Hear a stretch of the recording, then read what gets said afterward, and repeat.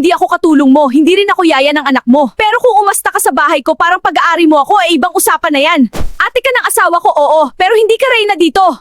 Laging bumibisita ang kapatid ng asawa ko sa bahay namin para ipaalaga sa akin ang anak niya. Kaya yung diaper, ibinalik ko sa mukha niya. Ang pangalan ko ay Clarice, 27 years old. Tagabantay ako ng maliit na grocery dito sa Bataan. Ang trabaho naman ng asawa kong si Kino ay construction worker. Simple lang ang buhay namin pero hindi kami umaasa sa iba. Ang family naman ng asawa ko, kilala sa barangay nila. May kaya din kasi ang mga magulang niya, may negosyo at may pangalan. Asawa ko lang ang naiiba. Siya lang ang walang natapos dahil napariwara noon sa barkada. Pero siya ang lalaking piniling bumuo ng sarili niyang pamilya. At ako, pinili kong samahan siya kahit hindi kami kasing yaman ng kanila. Nakatira kami ngayon sa sarili naming bahay. 20 minutes ride lang sa bahay ng mga in-laws ko. Okay naman ang pakikisama nila kahit papaano. Dumadalaw pa nga sila sa amin at nagdadala ng pasalubong na atsara. Negosyo nila yon.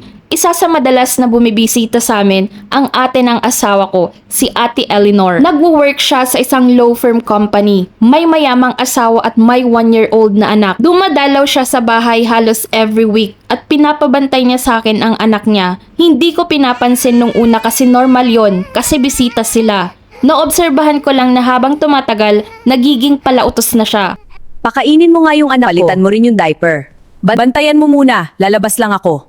Umaalis pa ng 2 oras at iiwan yung anak niya sa bahay ko na parang obligasyon ko. May 2 akong anak na inaalagaan. Hindi ko nga minsan matapos alagaan ang sarili kong anak, tapos dadagdag pa siya. Ang pinaka nakakairita lang, yung tingin niya sa akin, tingin na pang mamaliit. Parang dahil tindera lang ako, automatic ako na ang taga-alaga ng anak niya. Pakiramdam ko, ang gusto niyang sabihin, mas mababa ako kaya dapat sumunod lang. Kaya nga kami bumukod para walang pakialamanan. Pero siya, dinala niya yung ugali niyang basura hanggang sa bahay ko. Kinausap ko ang asawa ko regarding sa ate niya. Sabi niya, Kung sumusobra na siya, may karapatan kang magsalita, may karapatan kang tumanggi. Kung ayaw mo na, pwede mong tanggihan. Walang masama dun.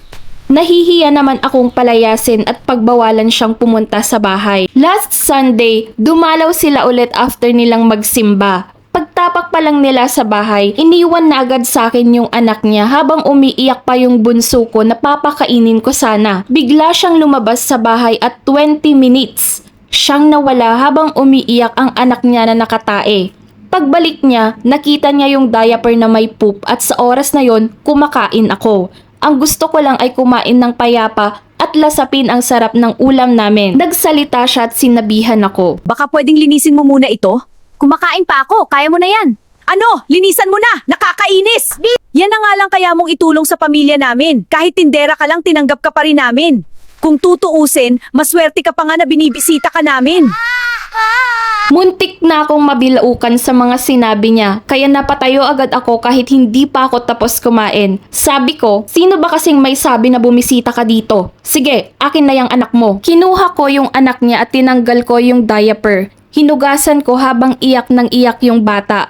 Pagkatapos nun, inabot ko sa kanya yung anak niya at diretso kong sinabi, Yan na ang last na pagtitimpi ko sa'yo. Marami pa akong gagawin, baka pwedeng umuwi na kayo. Nagalit pa siya sa akin at tinanong ako, bakit mo kami pinapauwi? Maglalaro pa ang anak ko. Nagtimpi na ako ng ilang beses pero hindi na ako nakapagpigil. Kinuha ko yung diaper sa may gripo at binato ko sa mukha niya. Dumikit yung tae sa mukha niya. Tinitigan ko siya mula ulo hanggang paa. Bagay pala sa'yo. Yan ang tunay mong trabaho. Maglinis ng kalat ng sarili mong anak. Hindi yung ipinapasa mo sa iba. Lumapit ako ng konti. At isa pa, huwag mong ipamukha sa akin na tinanggap niyo ako. Hindi ko kailangan ng acceptance niyo. Kung kapalit naman nun, gagawin niyo akong katulong. Ilang buwan na akong nagtitimpe sa ugali mo. Kung totoong mayaman ka, bakit hindi ka makapag-hire ng yaya? Bakit sa akin mo pinapasa ang responsibilidad mo? Hinila ko siya papunta sa gripo.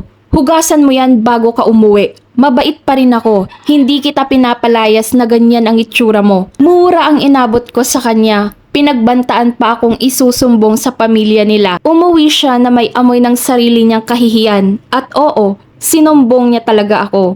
Ngayon, galit na galit sila sa akin, ang buong pamilya ng asawa ko. Pero alam nyo, okay lang, hindi ako yayaman sa opinyon nila at lalong hindi ko kailangan magpakayaya para lang tanggapin nila ako. At least, masaya ako sa maliit na pamilya namin. At yung idea ng pagbato ng diaper, sa asawa ko galing yun. Sabi niya, Pag sumobra na ang ate niya, ibato ko lang daw ang diaper sa mukha niya. at yun nga ang ginawa ko.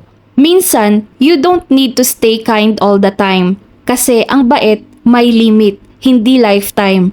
Pag sumobra na sila at wala ng respeto, hindi na words ang sagot, kundi resibo na mismo. At sa kwento ko, hindi lang basta gante ang nakuha niya, may amoy pa, para literal na tumatak Sige, sa bahala mukha.